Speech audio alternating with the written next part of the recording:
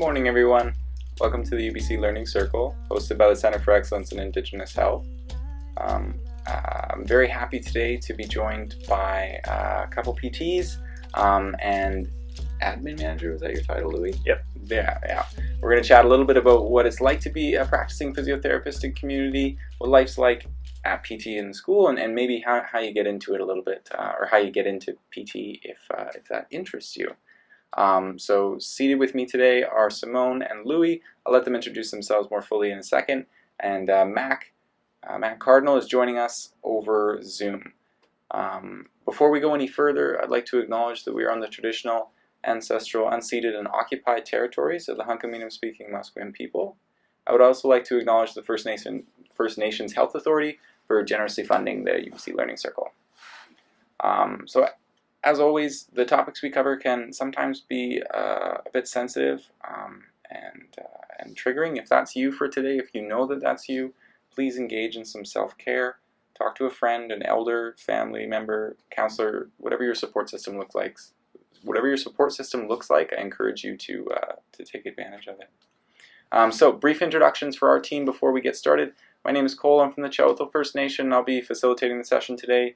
As always, what that looks like is just kind of sitting and listening for the most part. Other Learning Circle team members in the room today but off camera are Cynthia, our production coordinator, and Kaylin, our program assistant. So I think I reached my word count for the next couple hours, and I'll leave it to Louis. Why don't you kick us off with a little bit of an introduction about yourself? Yeah, as Cole mentioned, my name is Louis-Alexandre, and I'm the admission manager for the Department of Physical Therapy. So myself and my colleague Gary, we sort of oversee the incoming applications for the program, and we make sure that they're reviewed accordingly. So you're a big deal. Simone? My name is Simone Gruenig. I'm an instructor in the Department of Physical Therapy, also chair of the Indigenous Advocacy Committee, also on the subcommittee for Indigenous and Rural Health, part of the Canadian Physiotherapy Association, and also still a part-time clinician, currently working in the downtown east side of Vancouver, mixed ancestry, and one of my given names is a good listener. And Mac, I hope that you can still hear us. Can you introduce yourself? Yeah, I can hear you guys fine. So I'm Mac Cardinal, and I'm a physiotherapist way up north on unceded Lake Babine Nation territory, also known as where I'm physically sitting is Burns Lake, but it's very close to LBN's interesting. There's always interesting maps that you'll see in this area of whose territory is whose, because there's a lot of different bands, and I usually just say Lake Babine Nation because it does encompass a lot of different bands up this way. On Carrier Nation, my background is Cree Nation, and you'll get to learn a little bit more as we go into this presentation about it, and I'll try to be insightful about a little bit of my journey of bringing some worlds together in my life over the years of my professional physio practice and my cultural background, which is challenging in the world today. But it's something that I think Indigenous students and Indigenous professionals, we have a great opportunity with this new energy of cultural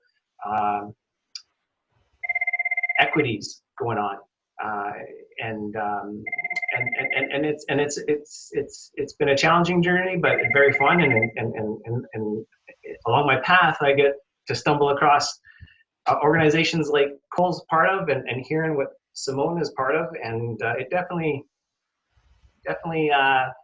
perks my ear. Cool. Yeah, so quick introduction, and I'll get more serious as we go along. Great. Well, why don't we just transition right into your piece then, Mac, and we can go from there. Okay, definitely cool. Just step in if I'm taking a little too long, or and I really want to open up questions from the participants. I was a student once long time ago, still a student as of today with my ongoing learning journey. And if I had some interesting some good coaching when I was a student, and the right place to ask questions, I know I would have had many. And I'm a pretty open book, especially amongst Indigenous youth. There may be some questions that you might think that are left field, but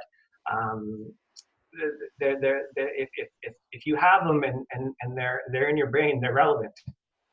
And we have any Indigenous youth out there that's interested in taking on a career like this is with Louis here and Simone and myself. This is an introduction to start that network and forge forward and do it. So I'll get a little more detailed than some of my background if I still have your ear. And I'd like to start off with a video of my lineage.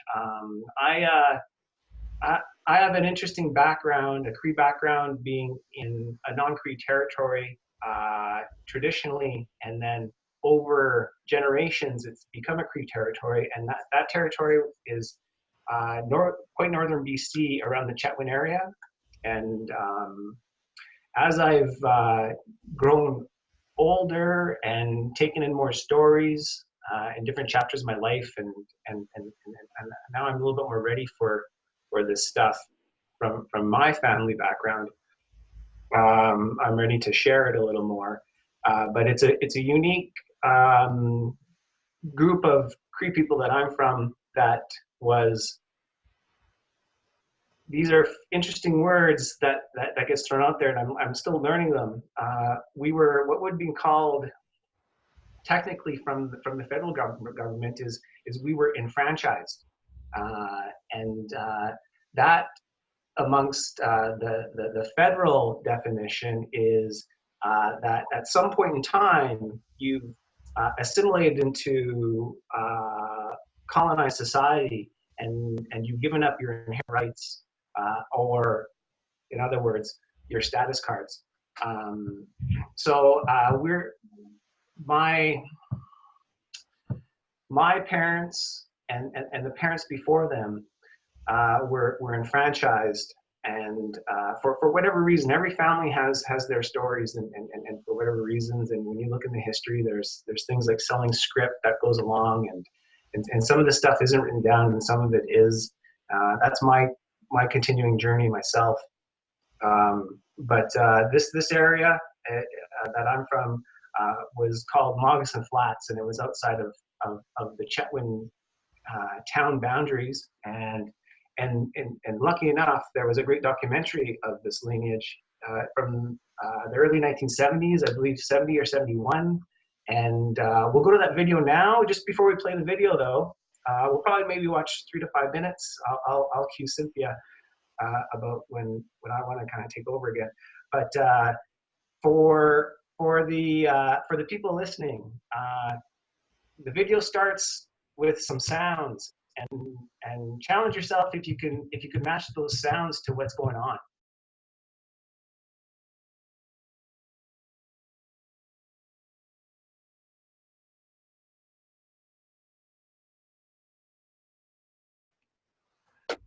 Hello again, Mac here speaking, and I probably won't go through all my slides, but I'll go through a few of them, and then maybe after I've done a few of them, it'll generate some questions to take on, and then let the other speakers take over, and then be around for questions later amongst us all.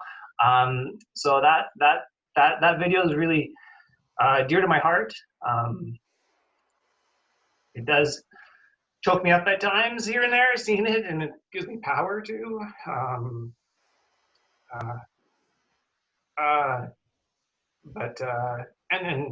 I'll get through this. Don't worry. These are crocodile tears.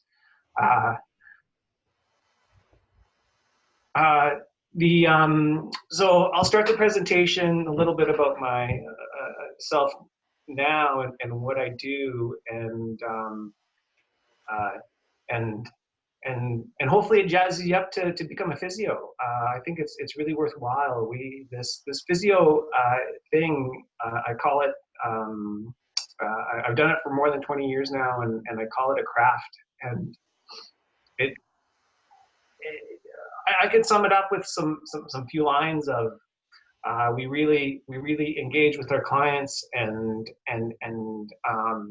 well, and an easy way to, there's a few ways to describe it we optimize health is one way, and Simone can probably talk about that in some of the things that she does later.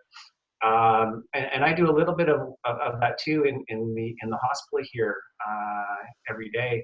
But the other half of my role is getting out to the community around me, and the clinic I've been able to build with Northern Health here is an open door clinic. So we take in all nations, and that clinic is really about treating pain. Pain is a very politicized term out there these days, and it can. Medical science has done a great job at figuring it out and figuring out the root types of pain and the sources of pain and the structures of pain. And man, it's sure made me make sense of the medical world to have that opportunity to learn this knowledge about it and to take it and affect my community, Indigenous community and non-Indigenous. The craft of physio is really special, that you can do a lot of different things. You can even become an administrator and sit at a desk all day if you like, if that's your thing. But what really jazzes me up is seeing people one-on-one and trying to reduce pain. And it's a really powerful craft to do it with. Next slide, please.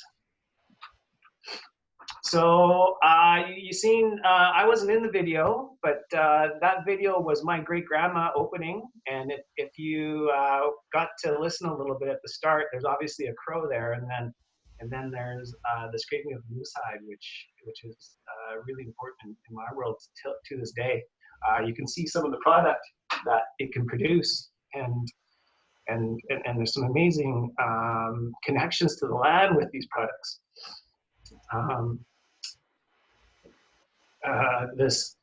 I joke with my wife because currently right now I can't say I'm doing any trapping or any scraping of moose hides right now, but one day when I can semi-retire, I sure look forward to doing that stuff and teaching my kids about it. The other things that take up my day besides my work day is also my kids and my family and my extended family. And from Moccasin Flats, we really spread out. You've seen that my great grandma opened that, and then my great grandpa Louis was the next adult you saw there chopping wood. And the narrator, one point I want to point about the videos, the narrator talked. Oh, by the way, if I'm talking too quick, Cole, just give me a little heads up. I will do so. Sorry? But I will do so, yeah. Good. So the narrator speaks about Métis people, and yes, a large Métis background from Moccasin Flats, but not only Métis, but they're legitimate Cree people there, and every family is different, every lineage is different. Every person, how they carry their background, lineage, or culture is different. I say Cree because I grew up Cree, and the word Métis has a lot of different forms out there, and teach their own on it. I'm not here to debate that at all, but there wasn't really any French culture that I grew up with, and it was primarily Cree, and then of course the introduction to the town of Chetwynd and mixing the first world, I could say, in a less political way, with the upbringing of my parents and teaching us along the way. Yeah, so next slide, please. So there's my little boy as a 2-year-old, I believe. He's 3 now, but I have this picture because that's a great smile right there with those eyes, and it makes me laugh inside. Next slide, please. And this is a little boy and my sister, who actually she's the smart one in the family. I can fake my smartness here and there and get into physios and trick guys like Simone, which you're really going to have to in your journey out there, students, to get into these programs. There is great opportunities for Indigenous youth, and anyone who wants to become that, you're welcome to connect with me by email, by Twitter, and my email can be shared. But this is us at our trap line, and one of my uncles there, and it's a great picture. And I remember that trap line in the winter when we would go and harvest animals and furs, and it was a big part of my dad's life, and to pass it on to us. Next slide, please. And this is Marceline again. This was the transition of, she was the last to leave Moncton Flats.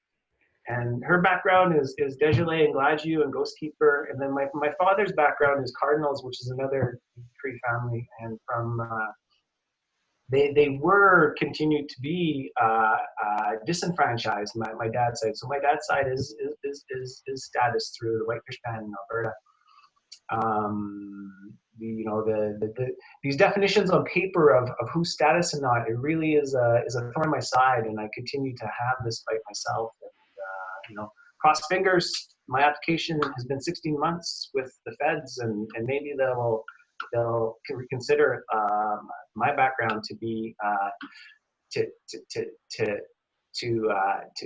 hold a status card, which me and my sister have great debate over. In a way, these cards, they don't define you, and I understand that. But what it does for me is this video, and you can see a big part of this video, and it's part of me too. Is it gives you inherent rights amongst the federal governments, and these inherent rights it allows you to be connected to the land.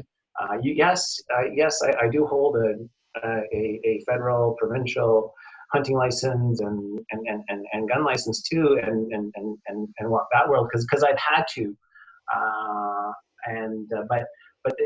But these inherent rights do mean something. Me being on unceded ground means something to me here today, and you can see this picture here.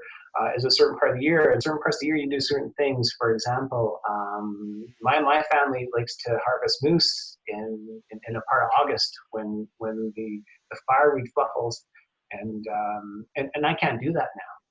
So that stings. Next slide, please. So this is my mother's side again. I just don't have any pictures of my father's side, but that's Louis, my great grandpa, and my in the Cree language is Chapan. Chapan you use for female or male great grandmother and great grandmother, grandfather, and then beside Louis there is my grandfather, or my mushum, and he lives in Edmonton to this day in his 80s. He continued to work into his 80s, the crazy guy, and that's his. He grew up around the Edmonton area, so we can't get him out west here anymore. He likes to stick around there. Next slide, please. This is one picture I got, and this is my father's. Me, this is my first trying to skin a moose, but that's my grandfather on my dad's side, and his side's from the Whitefish band in Alberta, and yeah, he's no longer with us today, and it's interesting now me being a physio and understanding the process of these impairments that we can get as elders, like strokes and stuff. And I remember him going through that, and our family really reeling and having difficulty with it, and not quite understanding it, and understanding the needs. And in hindsight now, with the knowledge I carry now as a physio, and I could say, like, I wish I was there back then for it.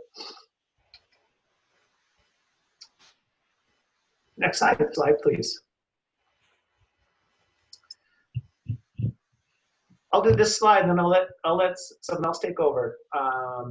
So you can see there's some emotion there, and on my mother's side, there was some my grandmother was in Vancouver for most of my life because of needing dialysis, and I didn't understand that at the time, but now I do. But and then my grandfather having some strokes later in life, and not really quite understanding the whole hospital situations.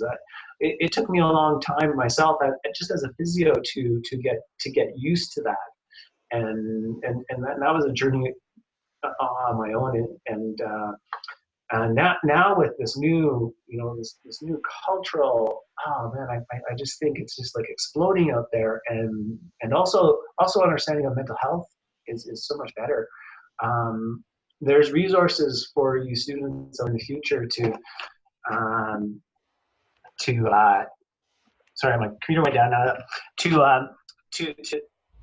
to help out with these journeys. And I sure hope it produces my next group of physio students here to have some Indigenous background and be here. So that's a little bit about me, and I'll let you take down the slideshow now. Awesome. Thanks, Mac. I just wanted to say sincerely thanks very much for sharing that story with us. I know there were certain parts of it that resonated for me as well, but I really appreciated you sharing that with us. We just have a couple questions from our audience. The first one I think is a really interesting one. How does working in your community, or from your perspective, how does working in your community differ from working in another clinical setting if you had removed yourself, let's say, or even just the difference between, private practice or community-based practice as opposed to more like a hospital setting, let's say? Yeah, in light of the energy of this conversation, how about I'll do a comparison of I worked in all the Western cities and had great experiences in the Western cities, and now I'm in a small town and working in a community that's really 40% Indigenous, and so in the when I did private practice in the cities, there was a lot more pressure on timelines of seeing so many people per hour or per day, getting the work in.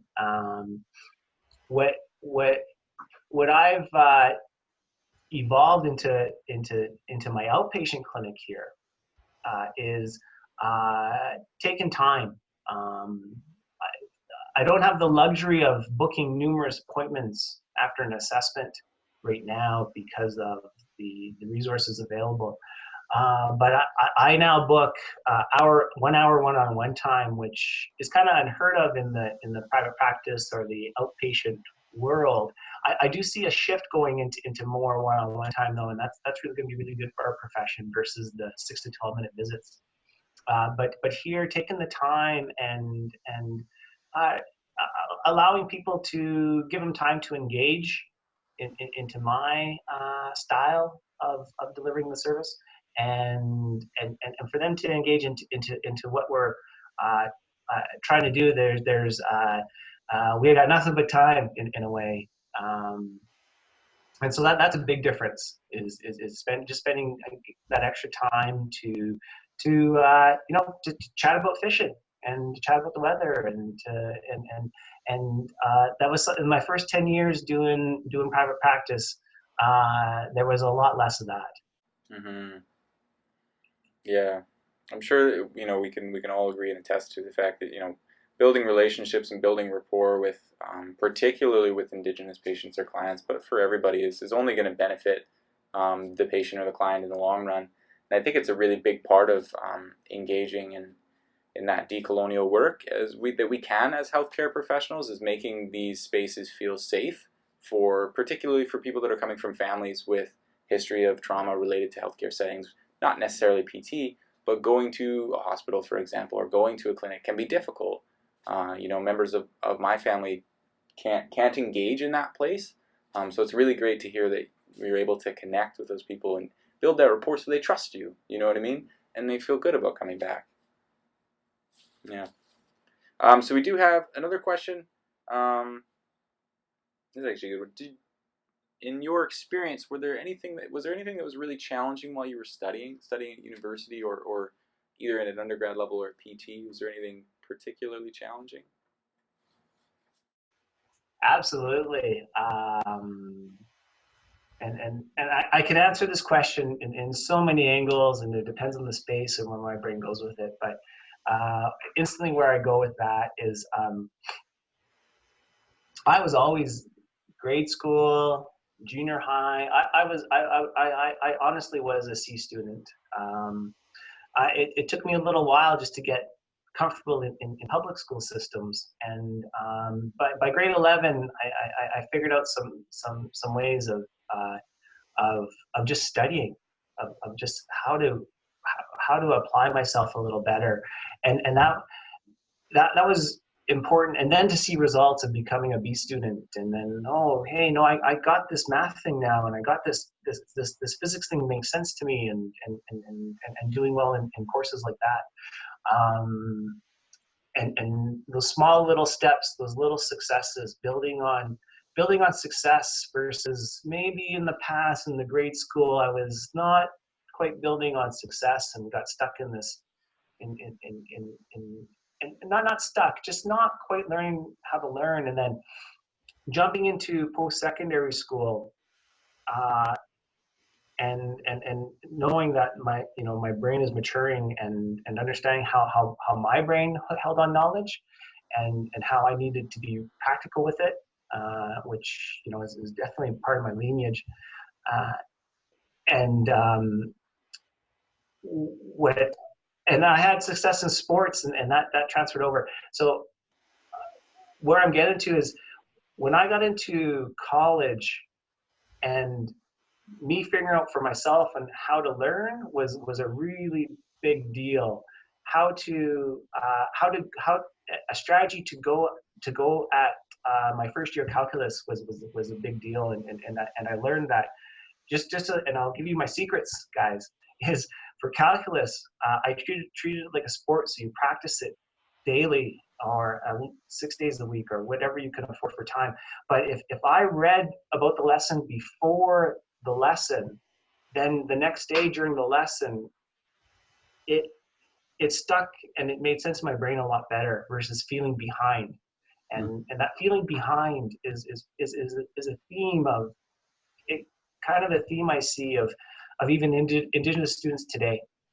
You don't need to feel like that, and there's good coaching out there to I was lucky enough to put some things together at the right time, and to get these marks to get into physio school. But those younger years is it's important to figure out how you learn. Mm-hmm. Great. Thanks very much, Mac. I appreciate that. We do have another question, but maybe for the sake of time, we'll transition and make sure that we get through all of the slides, and then we'll come back. We have one more question about it's more related to physio practice in general. So maybe you and Simone can kind of double team it at the end. Sound good? Okay. Okay. So I guess it's our turn to talk about the requirements to get into physical therapy. So yeah, if there are any questions, just feel free to ask, and we can go through them as we go. Before I start, do you want to add anything, Simone, or No, we can I just think dive into? I'll jump in. We'll go over the general requirements, and then we do have an Aboriginal admissions policy that I want to highlight. and kind of just delve into that a little bit further. But I'll let Louis go over the general requirements and a little bit about the master's program here at the University of British Columbia. Okay, great. So as you can see, today we'll be mostly talking about the Master of Physical Therapy, the MPT program, which is the program that you need to undertake if you want to become a physical therapist in BC. But we also have, as you can see, a lot of other programs in rehab if you're interested in the research side of things a little bit more. There's also the dual MPT PhD program that I'm just going to briefly touch on right now, which is basically for those of you that are interested in an academic path as well as the MPT path. So it's a kind of a 5-year program where you get to start with the PhD or the MPT program and then do the other one right away afterwards, so that you can complete both in a timely manner. So yeah, that's and if you have any questions about that, the email address isn't coming up, but you can always email mpt.admissions@ubc.ca and we'll be happy to answer those. So just a brief overview of the program. It's a 26-month full-time professional master's degree. You'll be doing over 1,000 hours of clinical experience, over 6 clinical placements. It's one of 15 programs in Canada, and it's the only one in BC to lead to professional practice.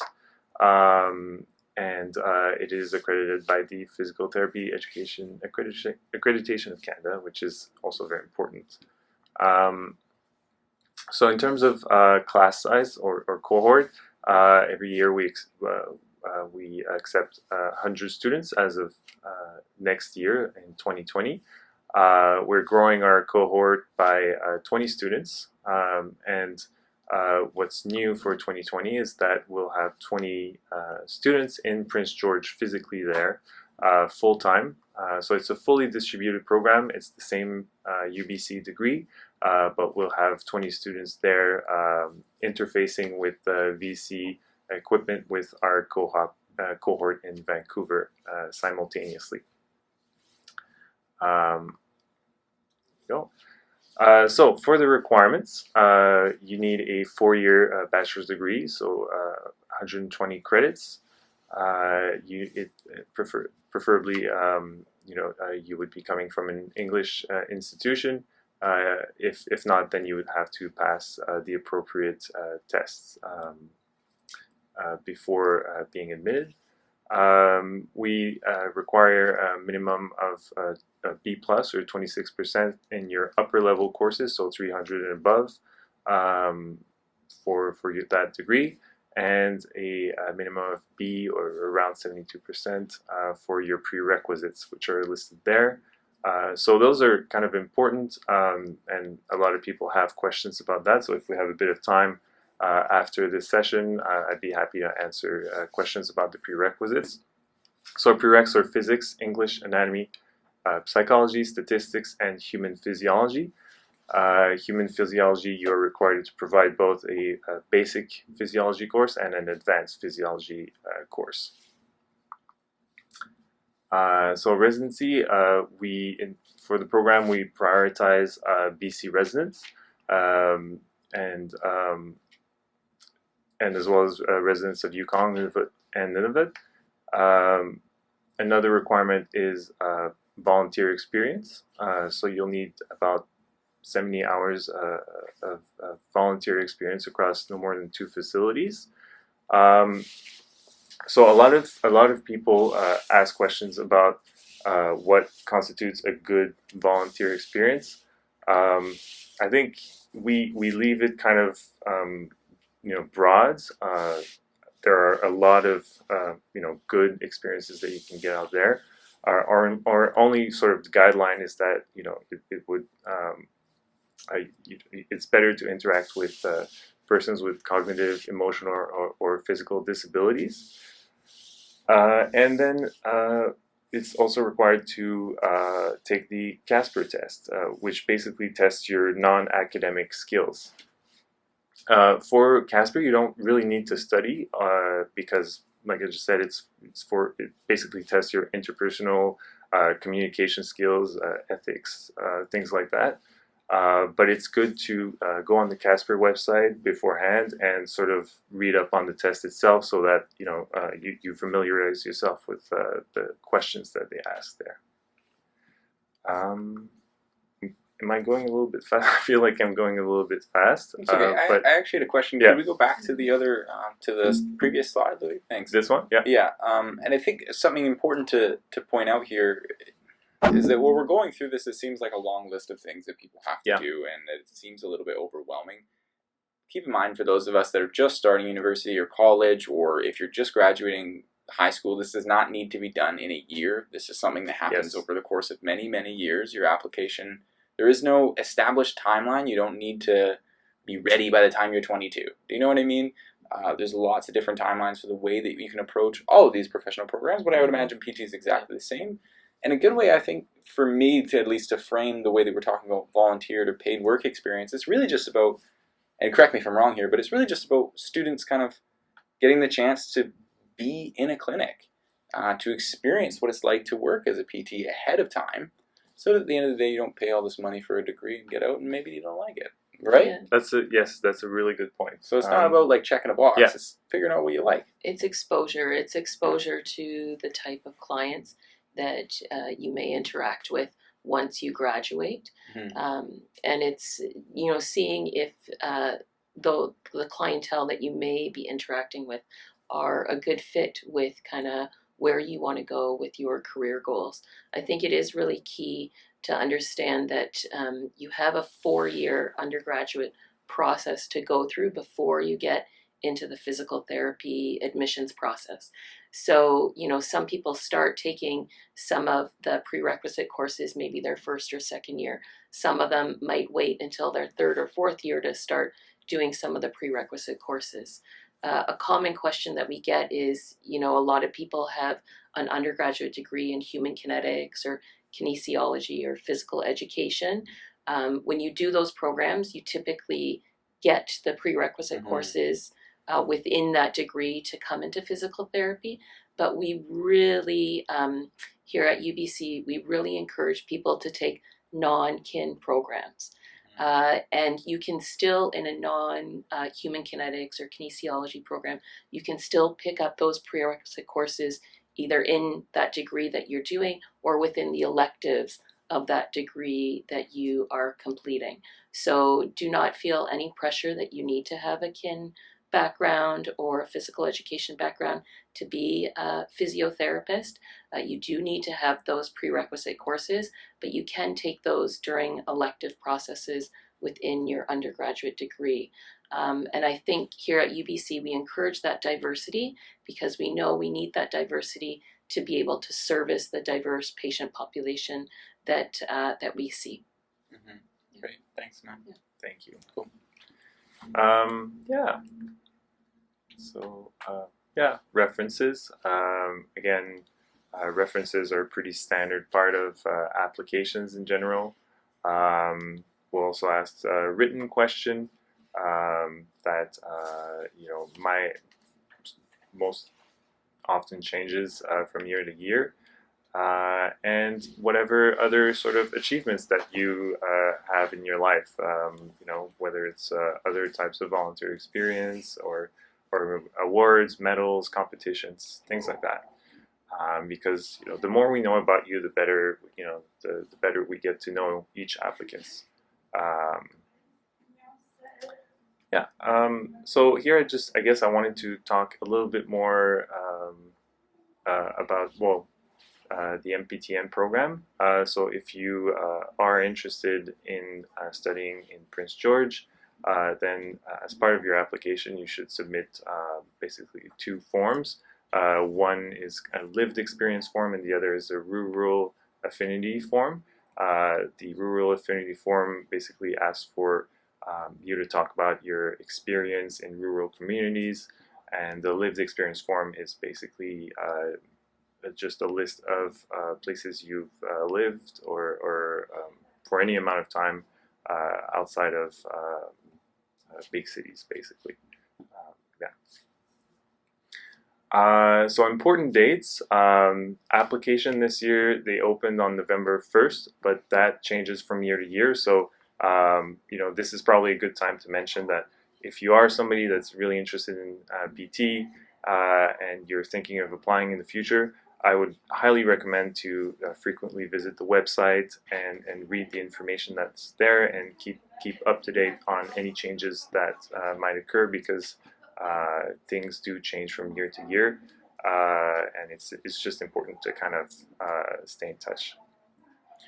Louis, I have a question. I see the multiple mini interviews. What is that? So yeah, multiple mini interviews is the second part of the application process. So basically everything that I mentioned up to now is the first part of the application. You complete the application, you meet the minimum requirements, and then we invite the applicants to an interview, and that's the multiple mini interviews, and that's the second component of your application. And it's meant to assess the candidate's verbal communication, critical thinking, and communication skills. Thanks. Yeah. So at the University of British Columbia, we've gone through a process. Primarily, I guess it started after the TRC report, where the university in general started recognizing that we needed to be a process or go through a process of reconciliation. And part of some of the calls to action are surrounding the impact on the well-being and health, but also the education of health practitioners. And so physical therapists are healthcare practitioners. Part of that was a process of creating an Aboriginal admissions policy here at UBC in the Department of Physical Therapy.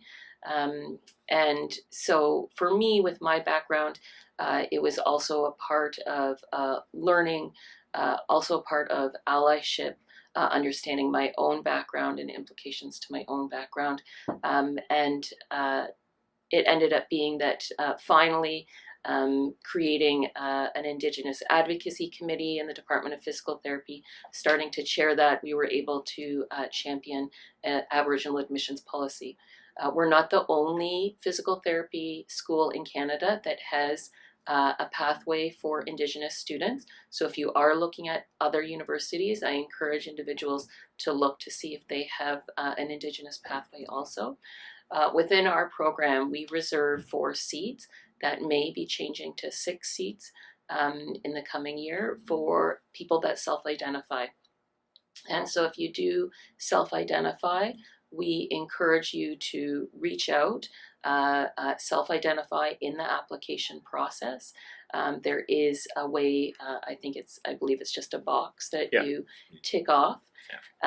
We have in our Aboriginal admissions policy some common ways that we can verify the self-identification process. If you don't fit one of those criterias, we also state and we encourage you to connect with us so that we can work to get the documentation. So it is not just what is listed in our policy on our website are the most common ways to identify, but that's not it's not an exhaustive list. So we have worked with individuals to gather other information in order to self-identify. So you would self-identify if you felt like you wanted to be part of the Indigenous pathway. You would be connected with myself fairly early on, just so that the relationship building can start, and that also we can make sure that you have enough resources, such as looking at scholarships and bursaries. Some of those deadlines occur before you may or may not get notice that you have been accepted into the program. If you meet all of our minimum criteria and you are wishing to go through the Indigenous pathway, then you would automatically get a seat to be able to go through the MMI or the interview process. And then after you go through the interview process, then your application is kind of put in within the umbrella of everyone else that has gone through the admission process.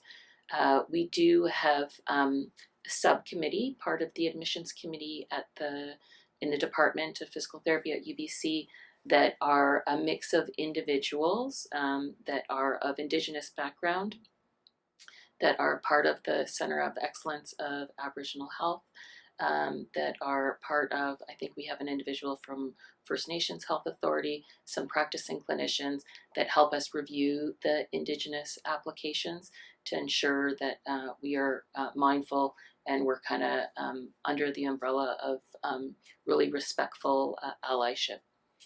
So that is the process of going through being a self-identified Indigenous individual and wanting to access the seats specifically within the Indigenous or Aboriginal admissions policy that we have here at UBC. Great, thank you. Yeah. So the other slides I had were about the MMIs. Oh, Yeah. okay. So, Yeah. All right. So maybe right now would be a good time for a few more Yeah. questions we have then? yeah, Great. because I'm pretty much done. Yeah. Cool. So one of the questions we got from was a specific one from Robert. What recommendations, and I guess this one is for most of you guys, what recommendations would you give to an individual who already has a Bachelor of Engineering, BEng, and an MSc degrees, but maybe lacking one or two of the prerequisites, I guess? Would you suggest that person just go and take those courses at a college and then apply, or is there a different path? Or Yeah, that's kind of what most our applicants do when they're missing prerequisites. They'll they'll go at basically any university that's convenient for them and do those because they're widely available usually and sort of easy to get. Some of them do them online when they're available online. So it depends. If you're not sure if the prerequisite that you're intending to take is acceptable, you can always email us and ask us if it's an acceptable prerequisite. We also have a pretty exhaustive list, at least for institutions in BC and Canada, of acceptable prerequisites per university. Cool, great. So there's a big list on the website, and if you have any further questions, we'll make sure to include their emails so that you can contact them if you have any of those questions afterwards. So one of the other questions, we actually have two other questions. The first one, Mac, I don't know if you can still hear us. Yeah, okay, great. So this one's mostly, no disrespectfully, this one's mostly for Simone and Mac. And maybe you could kind of both take turns answering this one. How do your personal and family histories allow you to connect with people? I imagine connect with people through your like in the community or just generally people that you're seeing through your physio practice. So again, how do your personal and family histories help you connect with people through your physio practice? Whoever would like to start? I can start. So I would say being on, for myself personally, being on a journey of, I guess, understanding my own background, being of mixed ancestry, my family being affected by colonization, migration, being broken up over the generations has been a learning process for myself. Throughout that learning process of connection and reconnection and establishing relationships, and then also having my own children and passing off that knowledge to my own children and kind of reestablishing cultural connection has been, and I've used this word before, is understanding, respect, building allyship, building trusting, long-standing relationships. And that has translated to my work clinically. So I still work a day to 2 days a week clinically in the community in the downtown east side, which is about 80% Indigenous population. And how it translates to my work as a physical therapist or healthcare practitioner is the creation and the establishment of a trusting relationship and a two-way relationship.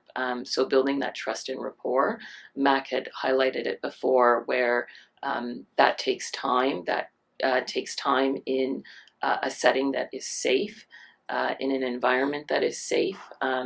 And so you can't have these, 5, 10, 20-minute sessions with individuals and just have, a handful of them if you're going to establish a relationship. So I felt that me personally, connecting and reconnecting and establishing good relationships with my own cultural background and my own family members, and moving that forward, passing that on to loved ones that are in my life right now, has translated to how I build rapport with my clients, creating a safe environment, creating trusting relationships, and knowing that it is going to be over time, and it's not an identified amount of time, that it is an open-ended amount of time.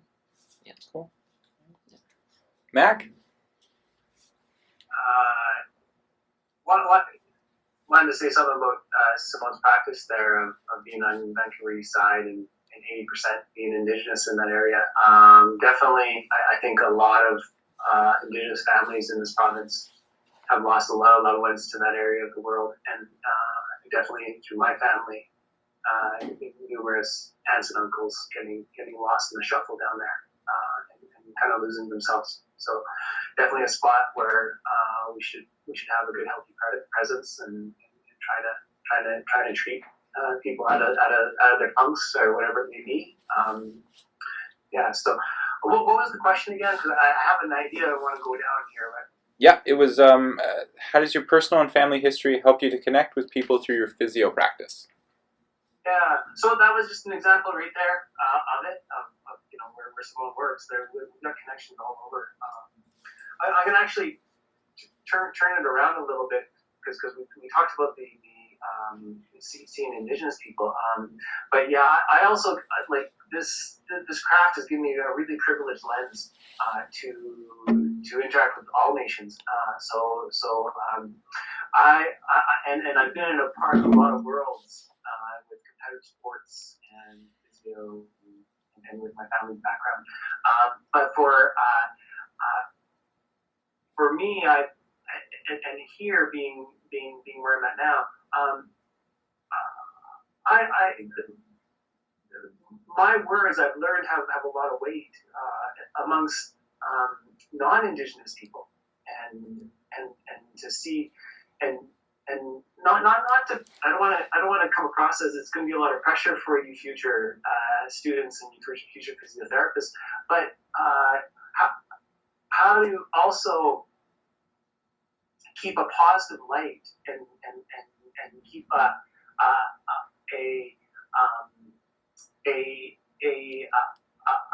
positive feeling and to put that out there, and that's something I reflect on quite a bit for not only the Indigenous people here but also the non-Indigenous people to say like that there's with this new energy and these ideas of reconciliation and us evolving them and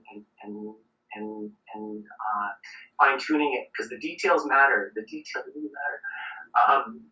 That just to have a little bit of I always try to put that energy of like, yeah, this isn't the end. This is these are paths that are going to be forged, and we're all in it together. Mm-hmm. Yeah.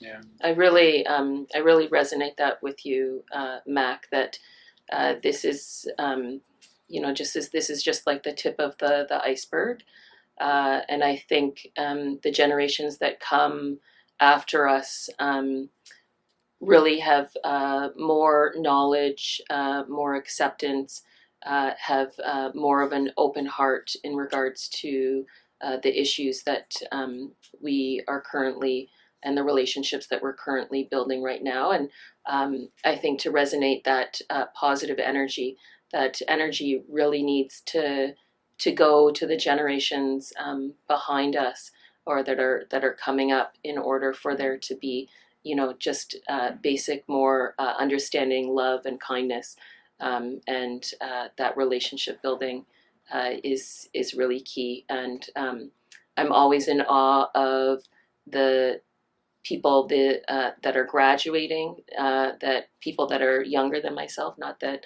I'm that old, but people that are younger than myself, and the great work that they're doing, because it really is the youth that are going to build on some of the shifting and the change that is currently working right now, and they have such positive energy and positive stories, and we really need to make the most of that. I guess the first step is to get into the MPT program then. Yes, yes. We really, I am very proud to have been a part of the process of having an Indigenous stream where there is an Aboriginal application process. I think it is really key in regards to building diversity within our program, building connections, being part of that kind of reconciliation, relationship building process. And I really encourage people that are thinking or wanting to know more about physical therapy to reach out to the department so that we can connect people, so that we can start kind of building those communications in order to create that next generation that is so important for the health and well-being of all individuals. So we do have one more question, and it's a little bit more academic. So we'll touch on that, and then while we're kind of walking through this, if anybody has any other questions they want to have addressed while we have everybody online here, please feel free to populate the chat box, and we'll get back to it. But so this one actually might be more of a Louis/Simone question, but how do you think universities, other academic spaces could change to become safer and more welcoming to Indigenous students? And I guess to frame that question and contextualize it to make it a little bit more relevant, can we highlight some of the work that PT is doing within the department once a student gets into the space to make them feel safer and make them want to stay and contribute to the program and really enjoy their time here? Because I think we all, Mac, I'm sure that you can attest to this as well, post-secondary isn't always welcoming for Indigenous people, depending on where you are and how you're accessing it and the way that you present yourself. So yeah, can we highlight any initiatives that PT's got going on for that? I think things have started to shift and change, and doors have started to become more open in the department and on campus, I could say kind of globally.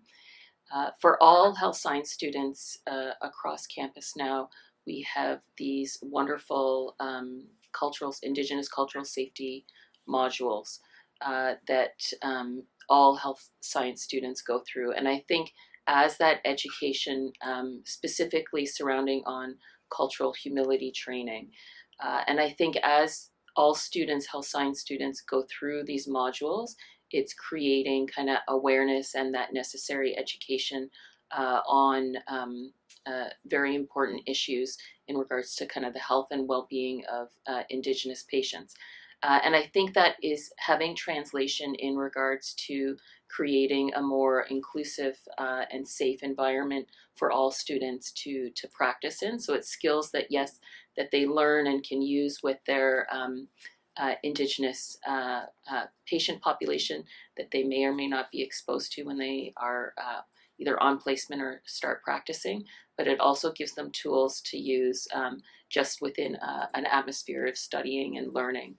I think, for us as future goals, I know in the Department of PT, chairing the Indigenous Advocacy Committee, we'd like to see more of a mentoring program built up, similar to what undergraduate medicine has.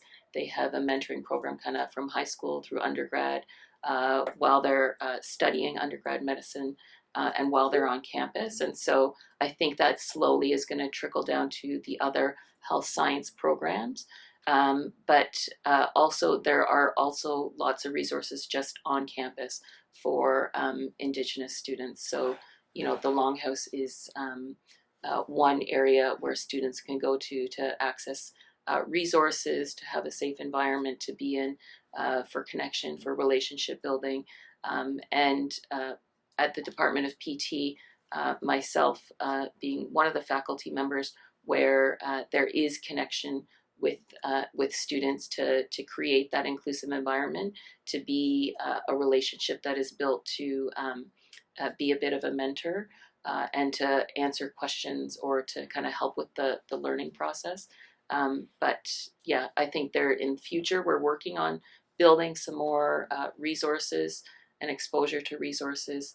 But I think the cultural safety modules have been a really great stepping stone for some of those discussions. And then some of the stuff, including kind of my role and the relationship building that I have with those students is also important. It was 23, 24, right? Yeah. Cool. Yeah. I think you can read about 23, 24 on CBC or some news article they did a little while ago. I actually facilitate that for PT students sometimes. So if you go to PT and you attend those sessions, then we might get to chat. Yeah. Mac, do you have anything further to add? Or Louis? You know, yeah, you might Cole, you might know more of this, but when I was a grade 11 student, UBC did they had programs during the summer, and I was able to be a part of one called Health Sciences, and that really planted some seeds with me. So there is things out there. Be connected with your high school and counselors at the high school, and maybe even from here there might be even some connections for those high school students to get introduced to a university like UBC and what goes on there and what goes on with the professors. And it was such a great. Yeah, we still have that. I believe it didn't run this summer because of changes in jobs and kind of restructuring of the people that put the program together. Physio, we've always tried to have a great presence during the 2-week kind of health science summer program. It might be a week now, I can't remember. But we usually have an afternoon where we bring people bring the students into one of our labs, kind of review our Indigenous admissions process, do a bit of a hands-on physio training session just to kind of get a bit of an idea on the scope of practice of physio. We also bring the students into our research lab and you get to tour our facilities. And so I really always enjoy being part of that afternoon session, just seeing the diversity of the young students coming up, and also this positive energy that you get from the students. And quite often you meet students that say, I never would have thought about physio, and now it's on my radar, and I'm going to look into it, and I'm going to see, I'm kind of excited to maybe think of this as a career pathway. So that's always wonderful to see. Yeah. Great. Louis, do you have anything to add? Maybe just that usually the presentation that I gave usually takes about 45 minutes, and I really went really quickly. So like, if you have any questions, please feel free to contact me or my colleague Gary. We're happy to answer your questions. Yeah. Great. And the information's all on the website too. So take the time and toggle through the website because there's lots of good information on there. Great. So we do have two more questions. One of which is kind of more specifically for Mac, or I guess anybody could answer it. But the question was, how did your background in sports help you transition into your career? Do you feel like it had any impact on your career in PT? It actually did, yeah.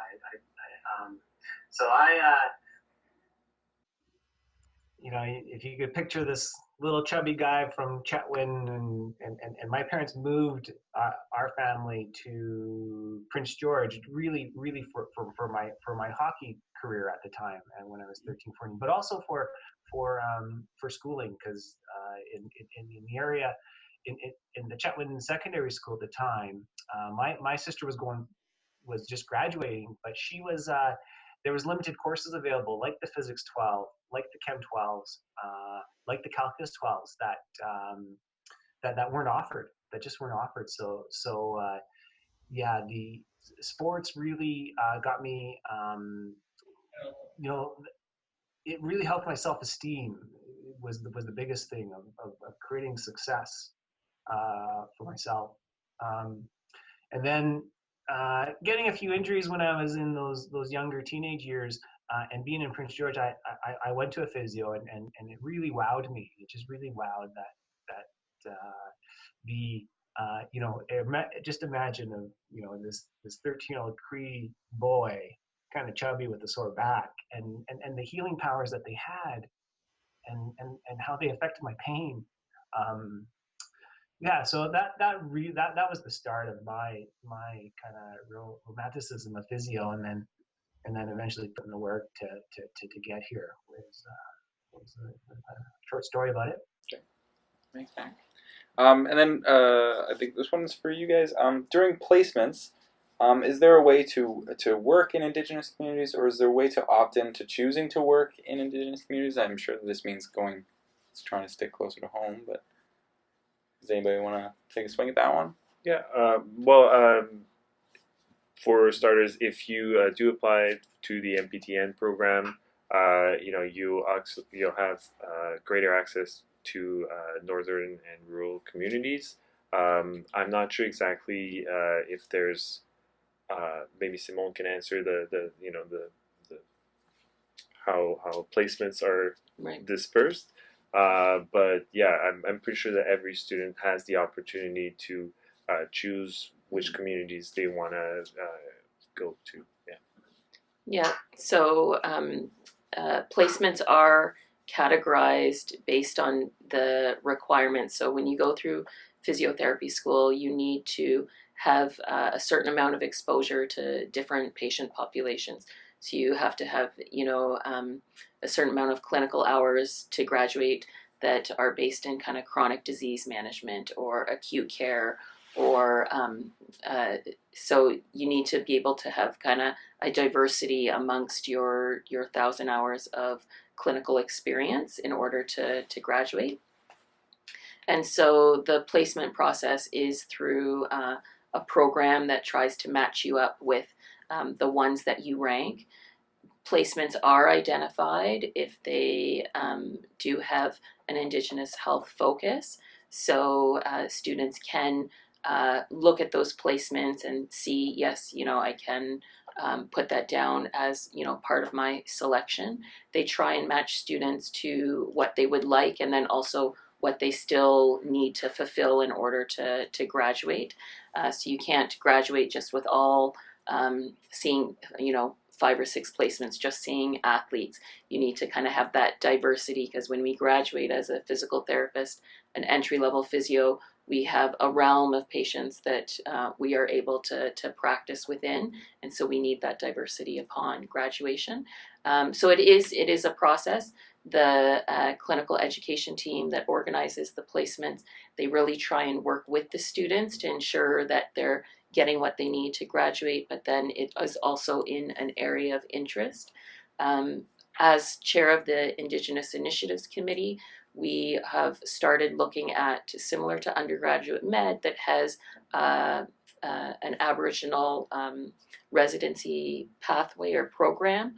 We're thinking, can we potentially have that within the other health sciences programs, so such as physio, and we're starting to have kind of collaboration and discussions with other health programs to see if potentially that is something that we can create, or discuss, kind of start the discussion process looking at that. But as of right now, there is a process. You do get matched, and it's based on kind of the needs of what you need to graduate, and then also offset with your own desire of an area that you might want to work in, whether it's location-wise or patient population-wise. Great. Awesome. So I think now we got about 10 minutes left, so I'm going to start my outro piece. Again, if you have any last-minute questions for anybody here, please pop it in the chat box. Mac has mentioned that he'll be available afterwards as well via email. I believe that's correct. Yeah, Mac? Yes. Yeah. So you got my work email, and I'm an open book. And Cool. Someone touched about placements. There's some years where I'm taking 2 to 4 students a year, and I have an open door policy, and the placement coordinators know that up here. And we even have I'll even do a plug, and that we even have residency available for people. So Cool. come up and hang out in Burns Lake, and bring your squash racket, bring your hockey stick, Right on. Cool. snowshoes, all that stuff. Yeah, okay, Fun. so we'll have all the contact information for everybody here if you think of something afterwards, but please try and pop it in the chat box now. So the Learning Circle, we've got a couple sessions coming up in the next couple weeks that we wanted to highlight here. First one being Linnea Dick's going to come and chat with us about her journey, I guess harnessing her creativity to promote and achieve wellness in her life through poetry. So that'll be very exciting. We also, touching on the program that you mentioned, Mac, Summer Science is going to come and chat with us on February 13th, I believe it is. Sim's giving me a nod, so I think that's correct.